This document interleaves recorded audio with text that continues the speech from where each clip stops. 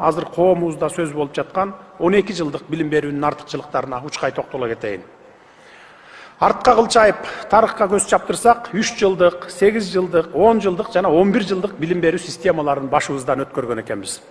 Азыр болсо дүйнө тынымсыз күн сайын өзгөрүү жолунда.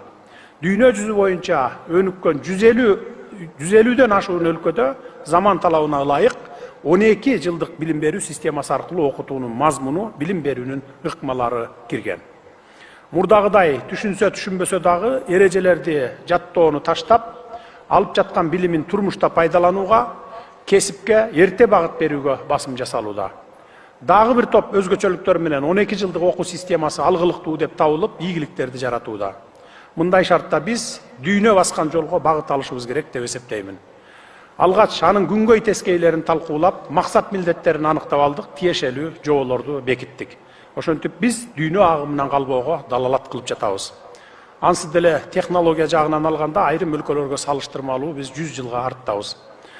Көйгөй жарата турган маселелерин четинен чечип келатабыз, бул иштерди да ыкчамдатабыз. Биз билим берүү тармагына материалдык, моралдык, идеологиялык колдоо канча керек болсо, ошончо колдойбуз. Анткени билим алда канча ашык ийгиликтерге жеткирерин баарыбыз билебиз. Билим берүүнү жолго коймоюнча башка тармактардын ыкчамдап өнүгүшү кыйын деп так кесе айта аламын.